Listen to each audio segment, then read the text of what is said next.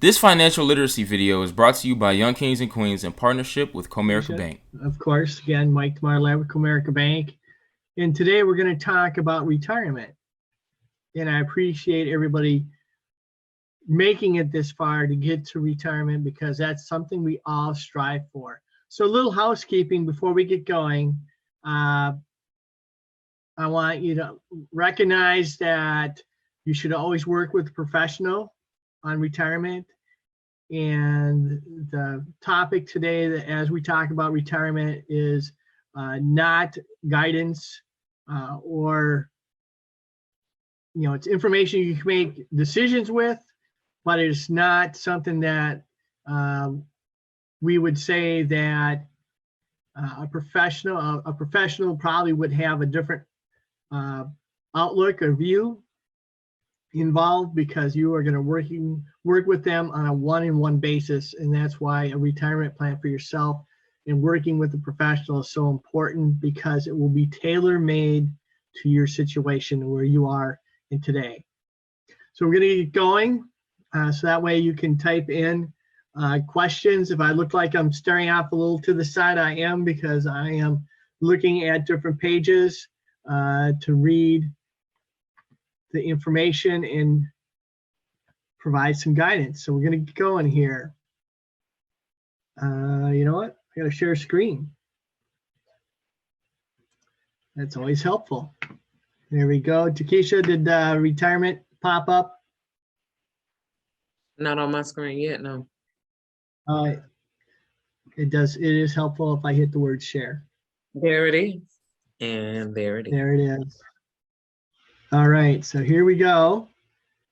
So the 5 key aspects of learning today is we're going to examine factors you should consider when you plan for retirement. Kind of learn how to estimate your retirement expenses. Identify the saving and planning strategies that allow you to maximize your savings at any age. That's a key learning point. It's never too late to start saving for retirement. Compare the types of retirement plans available to you, because there's a lot of them out there. We're going to have some, but there's also more that are not covered in this program, and there's more that probably we can't even cover in an hour. And of course, you got to remember, when you set a goal of retirement, you need to set it for yourself. All right, so here we go. So internally, I want you to answer yes or no to yourself to the following questions. Have you started savings for retirement currently? Have you thought about a retirement plan in itself?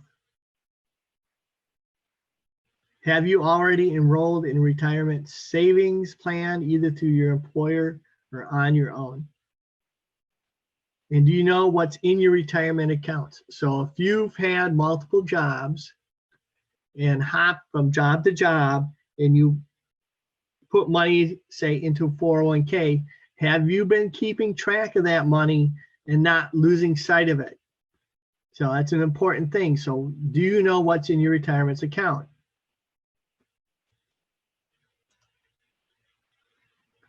So let's talk about considering retirement and think about some factors when you plan for that retirement. And so here's something kind of broad outline that will help you decide how much to save. And I tell folks, I'm 7 years out now from retirement. And so I'm thinking about these things now in the last sprint towards that finish line. But sometimes if you can think about them, and I wish I had started thinking about this back when I was 18, 19, 20, 21, when I didn't have any responsibilities and I was more carefree with my money than I should have been, I might have had a different picture today than it truly is. So know your income, think about your current sources of income, in how you're getting paid.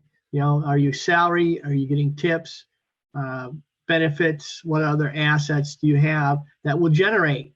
So think about it. If you had bought a piece of real estate that was an investment property, you might be having rental income that will help put towards your income for retirement.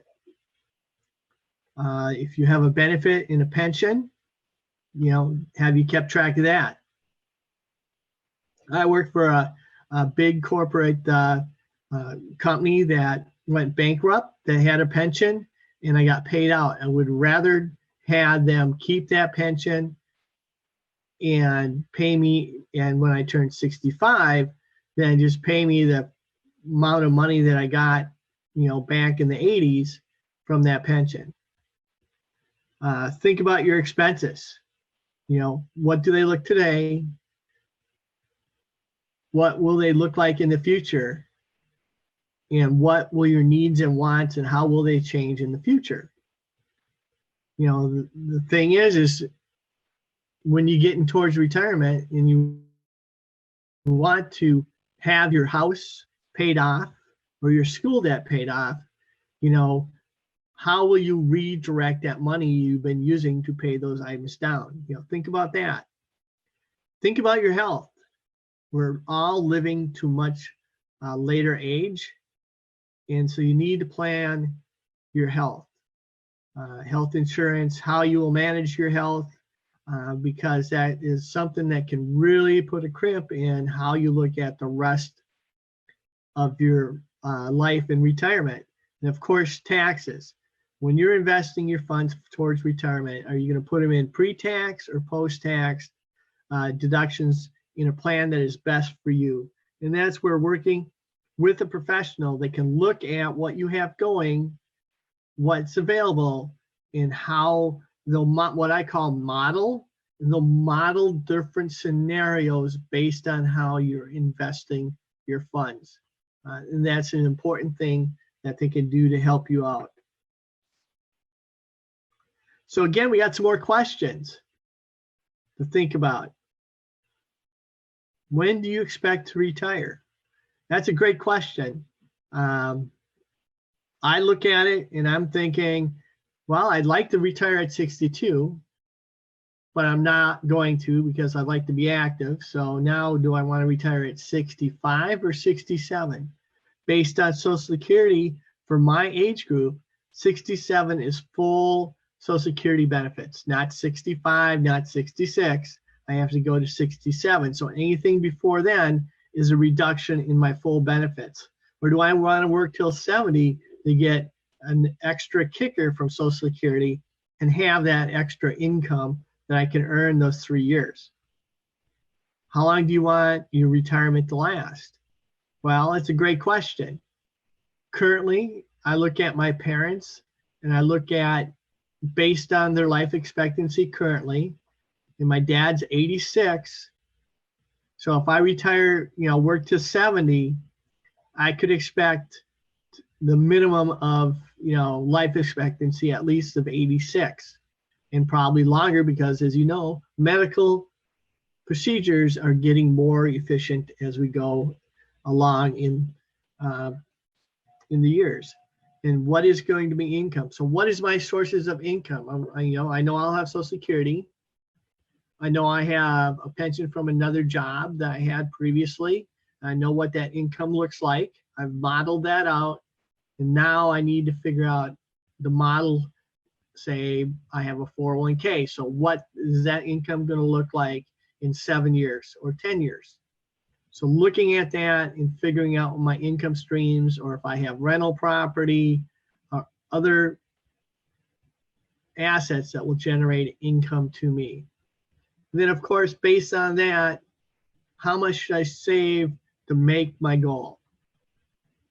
So those are important questions that you really, really want to work at answering or creating answers to, because that will help solve for that X, which is that pot of money that you want to have available for you when you get to retirement. So rule of thumb, And remember, a rule of thumb, there's always positives and negatives to it. When you save money for retirement, aim to replace 70% of your current income. And then, of course, you can adjust your retirement savings goal up or down based on kind of like what you expect your expenses are going to be. So if you know haven't paid your house off, you might want to have more than 70% saved to, for replacement income. So an example, if you're earning $50,000 a year, 70% of that's $35,000. But if your house has not been paid off, excuse me, and you need to keep that income stream, you might want to get 80%. So now you want to have an income stream of $4,000, or $40,000 for the year. So a little over $4,000 a month to meet your goal, or I should say a little under $4,000. So you need to look at that. That rule of thumb is helpful, but it's not ironclad. You need to understand it can go up, it can go down. So when we're setting some goals, and I talked a little about this, estimate your longevity. I gave an example of my family, and my dad is 86 currently, and he's in good health. So let's say he makes it to 90. So if I retire at 70, I expect to have 20 years of retirement that I have to fund. So there's that question. How many years will your retirement last? Again, analyzing your income. Based on Social Security, I've tracked. My Social Security is, say, roughly $20,000. All right, so that's 20. I know my pension is going to pay me 10, so now I'm at 30. If my income is 50 for the year, I'm at 60%. So now where does my 401k need to be to get to that 70%, which make it 35, because my house is going to pay it off. So I think 70% would be a good number for me. So I need to make up $5,000 a year. And so how much do I have to have in that 401k to make that 70%? And that's right here where we're talking about. If I want to have a more comfortable lifestyle, I'll go to 80%. So I'll need to have $40,000 for the year. Then, of course, estimate that total cost. And that's hard because you can plan for some medical expenses, but that is kind of like the wild card. So you need to make sure you understand what your coverage looks like and how it works. So again, that's where a professional will help you out on that aspect. If you pay off your house, now you can give a good estimate on what your property tax is for the year.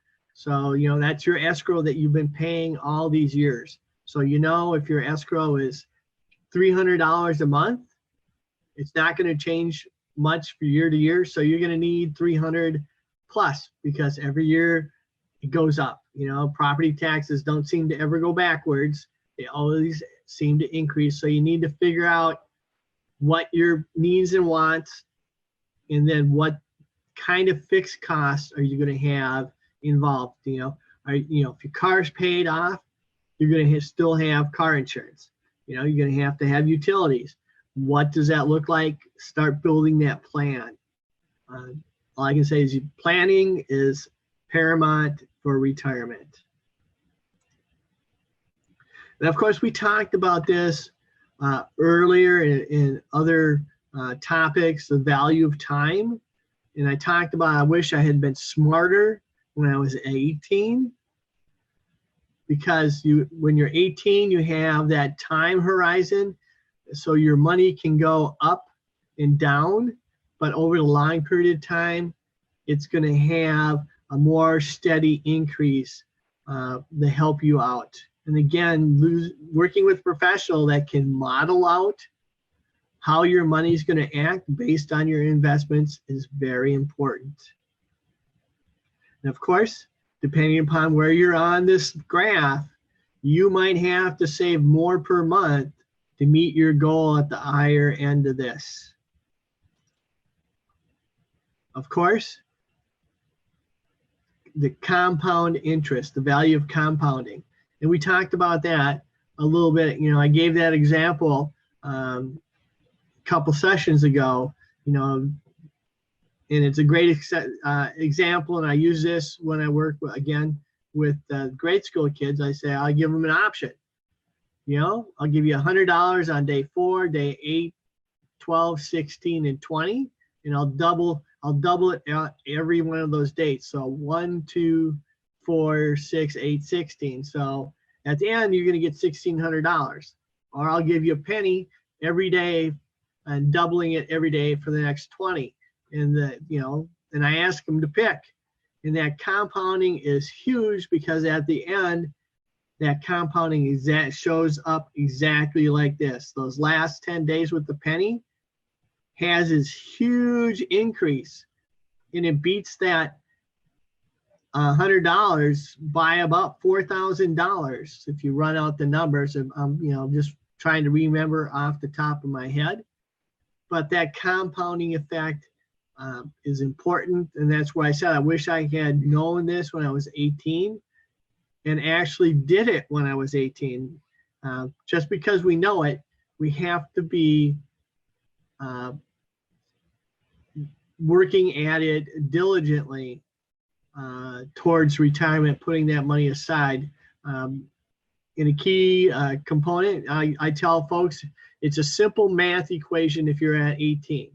If you are at 18 and you take $2,000 and you put it in an investment that has a 10% return, and the returns are never guaranteed, but for this example, we're going to say it earns 10%. The market goes up and down, as you know. Year and a half, not even a year ago, 6 months ago, the market was at 36,000, and today it's 33,000. So it's had a decrease of about over 10%. So there's been a correction in the market. But the year before that, it was a 30% increase. So it averages out when we get to the end. But think of that as 10% over the length of this equation. You do it for 40 years at 2,000 with 10%. And all of a sudden, you're going to have this in this graph. I don't know what percentage they're using, but if you do 10%, $2,000 for 40 years, you're going to come up with $1 million. And that's an important aspect. You do it and you think about it. Well, $2,000 seems like a lot of money, but now you divide 2,000 by 12 and you're underneath $200 a month. And you divide that, say, we'll just easy math, 200 divided by 4, now we're at 50. And you divide 50 by 7, it's about $7 a day. 2 coffees at your favorite coffee shop could fund your retirement or fund you to $1 million. But again, you have to be diligent to do it. So we're going to use an example here. I think it kind of works along the same way. As you can see, Joan invests $100 into a retirement account, and then she contributes $50 per month after that, and she earns that 10%, magical 10% return for 40 years. And you can see even at 100 and then 50 every month, so you're looking at $700 the first year and then $600 every year after that. You can see how that money grows exponentially. It's like I said, it's not a guarantee, but that compounding works terrific. Again, when you're setting up, and this is what I'm thinking about when I look at my retirement, where's my income sources? I'm looking at personal savings. I'm looking at employer-sponsored retirement plans, Social Security, investments, and then those other sources. What other sources can I do or have that will help support my retirement? So you want to kind of check off, if you're getting close, Or if you're halfway there, start thinking about that or thinking about ways to developing those categories.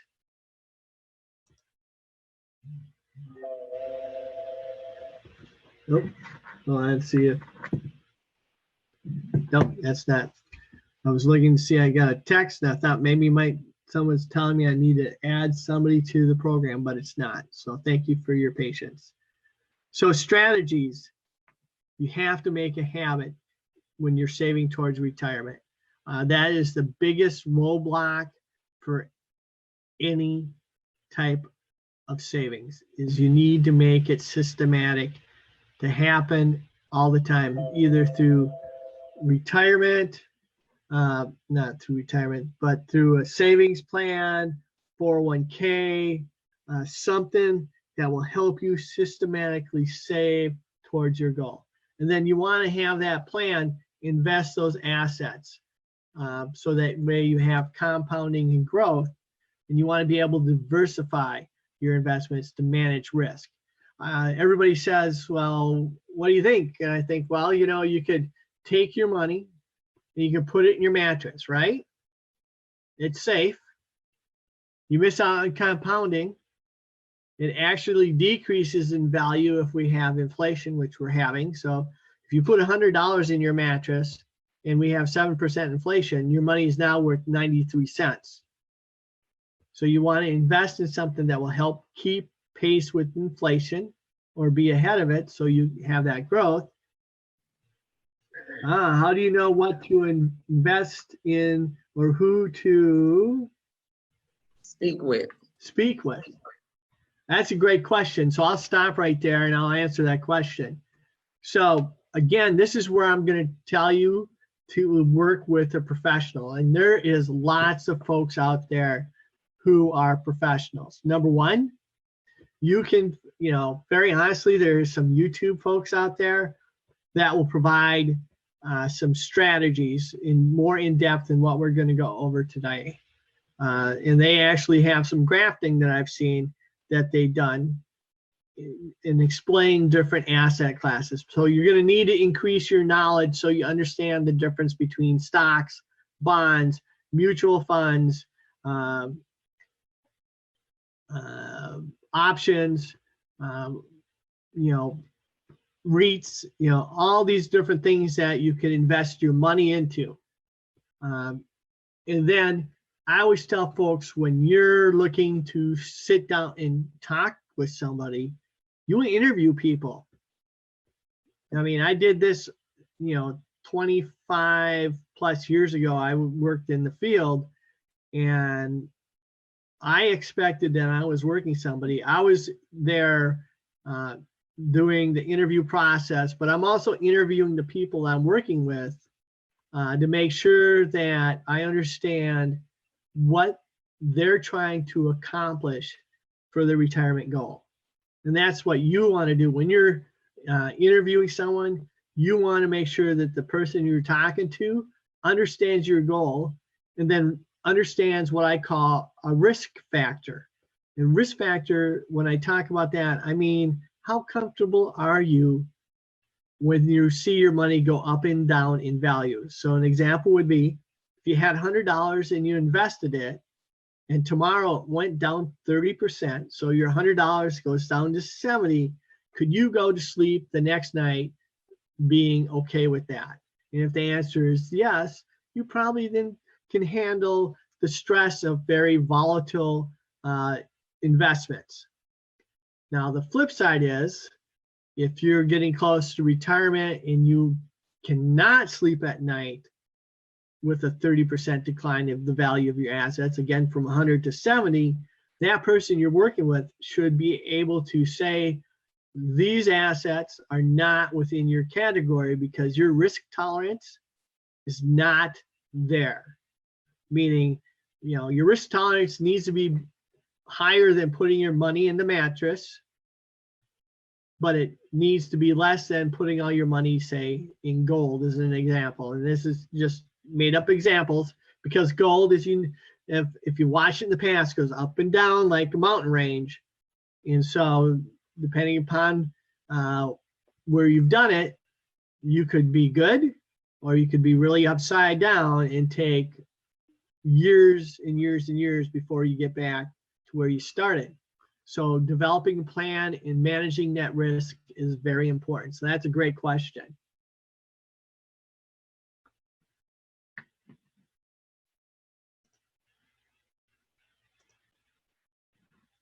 All right, so most of the plans we talk about are plans that are more traditional today, and the ones that are easiest to work with and be involved with. And the first one, of course, is if you have an employer that can offer you a 401k, that's great, because in that 401k, they have looked at different asset classes to make them available to somebody who's in the plan.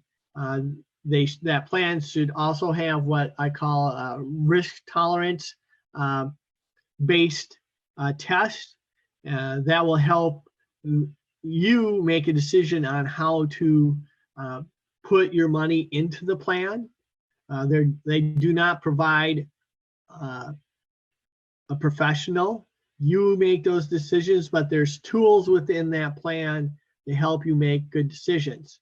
403B is for governmental agencies, as an example. So teachers typically have a 403B. Of course, then you have defined benefit plans and or pensions. Those are other options within. Now, I want to remind everybody, if your 401k has a match, meaning, in an example, if you put 4% in, they'll match with 4%. So that means if you put $4 in and they give you a free $4, that means you've doubled your money overnight. So you need to make sure you use those plans and you meet the minimum contribution level to receive all of your match. You might think it's a stress, but over a long period of time, that's huge towards your making your retirement goals. Of course, you can look outside of those plans for traditional IRAs and Roth IRAs. Traditional IRAs, meaning you're going to put your money in pre-tax. If you're like self-employed, you open an IRA to do that through mutual fund companies. And I'm just going to pull out as an example is Fidelity offers an account that you can create your own mutual fund, and they have tools. I know they have tools there that you can use to help model a plan for your retirement. They also offer Roth, which is after-tax funds. The goal there between the two, difference between the two, is when you take money out of the traditional IRA, you're going to pay taxes. On the Roth IRA, the difference is there, you put it after tax. When you take your money out of that investment, that money is supposed to be tax-free. Now, I always tell everybody when they retire, excuse me for that, forced intermission. It's one of the things we all get to deal with when we're virtual nowadays, that sometimes our internet connections have little hiccups. So I thank you for your patience. I'm back, and we'll continue on from this slide. As I was saying, all these retirement plans were created, and Congress has the power of taxation, so they can change how they determine these plans behave in the future based on taxes. It's something we can't plan for. All we can be is interactive in, how that kind of legislation works. We're working and being in the ear of our representatives, so they work for us and not for somebody else. So here we go. So when you think about stuff, which plan is going to be right for you? I talked about, get those matching contributions from your employer. Don't leave them out there. The plans will tell you what the fees are, and typically your 401 plans from your employers have the lowest fees out there, but you can check and you can look and you'll be able to see all that. That's information that is published. If you go out there and create your own plan, the things you invest in will tell you what fees are involved. And when I talk about fees, I'll stop right there and I'll actually explain what I'm talking about. So an example would be you have 3 asset classes to choose from. You have a stock, you have a bond, and you have a mutual fund. Now they're all 3 are different. And the first is the best way to think about a stock is it's a big picture window. So you're buying one piece or one portion of a company. So an example, we'll use GM as an example.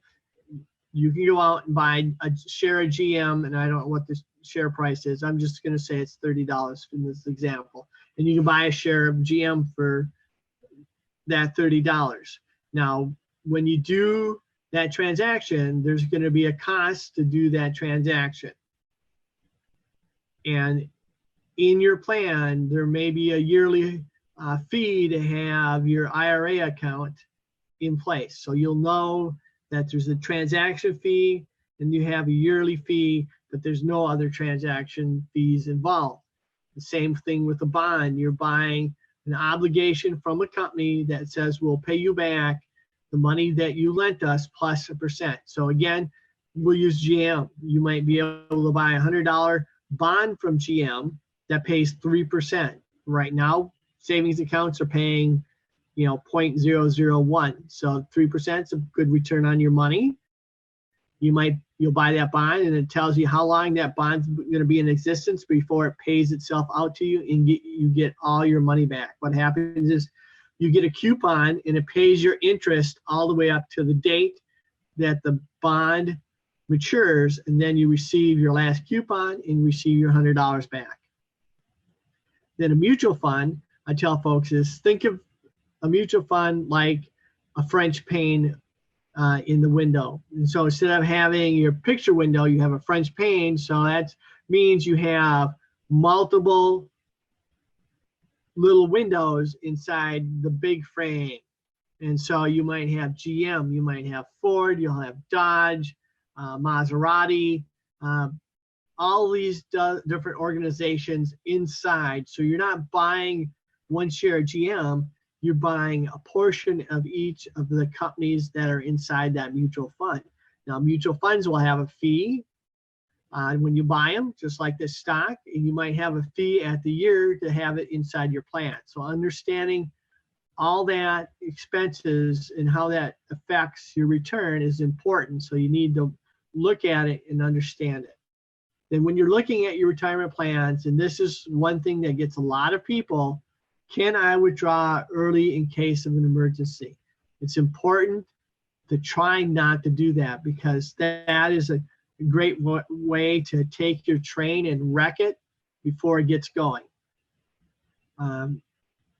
You might get a point in case. At one point, I'll use an example of myself. At one point in time, I was doing pretty good. I had an employment gap and I needed some money. And so I took some money out of my 401k to make it past that gap. Now that helped me get through the emergency, but it wrecked my train and I had to start over and build a new train. And of course, are your withdrawals taxed when deposited or withdrawn? So knowing, is it pre-tax or after-tax money that you're putting in? Think about when you get to retirement, will you be in a lower or higher tax bracket? And if I'm saving, am I saving for legacy? So am I saving for beyond myself? So am I looking to save my money to set out my kids and my grandkids? So there's all this stuff you can answer, and working with a professional that can help you out. Of course, other factors to consider when comparing plans. Now, we talked a lot about it. If there's withdrawal limits, your fees, the matching contributions, the purpose of the plan, all that. So ask questions when you're looking at a plan.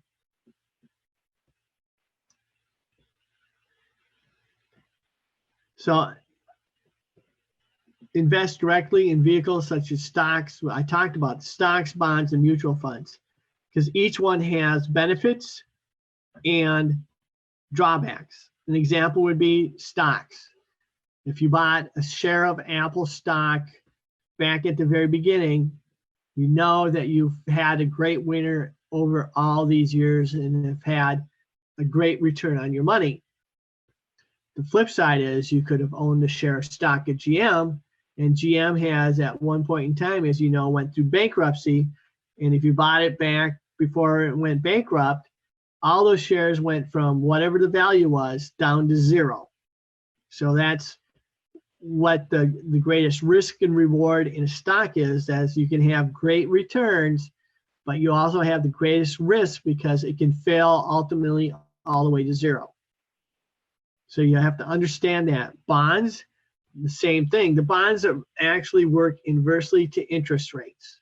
And it's kind of interesting. So when you buy a bond at 5% interest, it's the easy number to work with here in this example.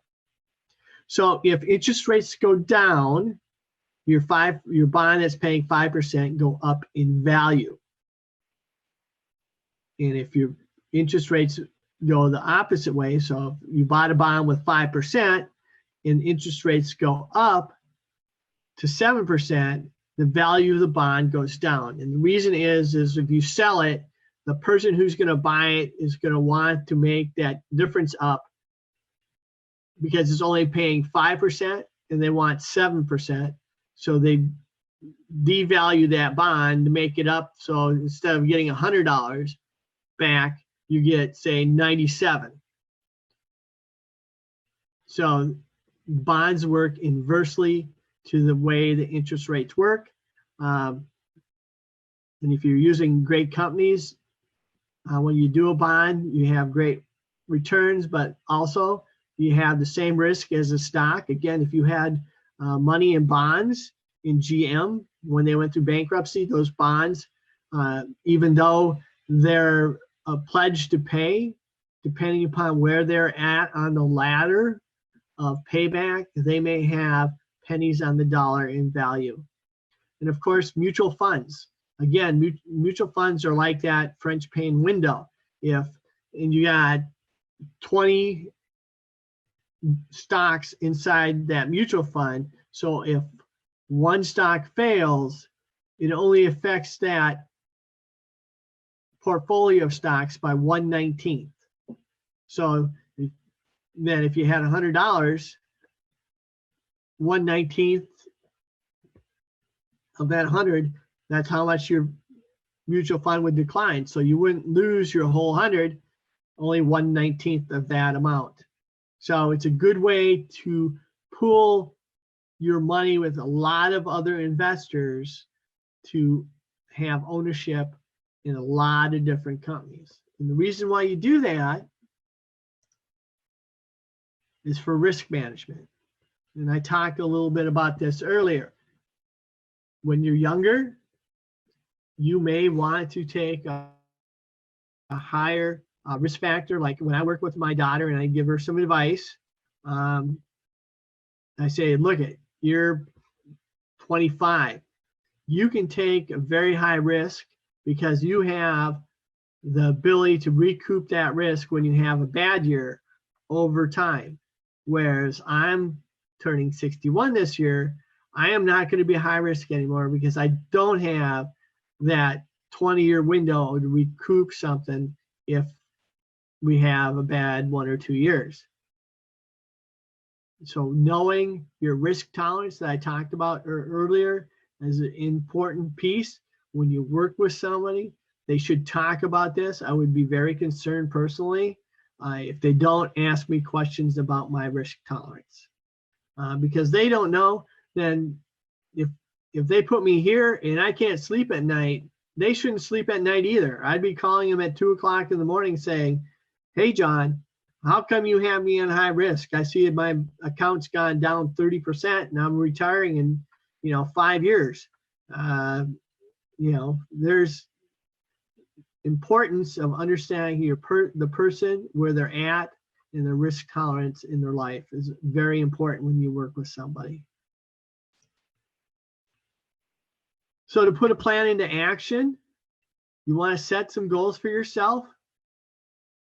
You want to develop a strategy, and the strategy can change over time as your life moves on. There's points in times where it might be really easy to do some of this, and some points where it might be a struggle, and so you need to systematically continue to do what you can do. Implement and maintain and monitor. They don't have here, but monitor is important. And then they say reflect, and reflect to me means that you look at your plan, and based how you developed it, you look at it every year to see if it's doing what you want it to do. If not, making change. And so everybody, we've made it to the end. So I appreciate it. So, the highlights is, examine the factors you should consider when planning that retirement. We talked about learning how to estimate your retirement expenses. It's an important piece of the puzzle, and that's going to keep changing all the time. So you need to subtract or add as life goes on. Identify plans that are advantageous to you and maximize your savings at any age, and using your age to look at opportunities. Of course, compare the different types of retirement plans that you may have available, personal and through work. And of course, set those goals. Where do you want to be? Based on your income sources, what do you need to have saved for yourself to be successful? And I know you guys can do it, because you really, we're going to work hard at doing this, because I want you to be successful hitting your retirement goal. So Takesha, we have about 10 minutes left. I don't know if anybody wants to try to type in a question. I can do some questions. All right, let me check, because I know it's a few people who probably catching up because, they're between videos. So hold on one moment. Right, nope, we're good.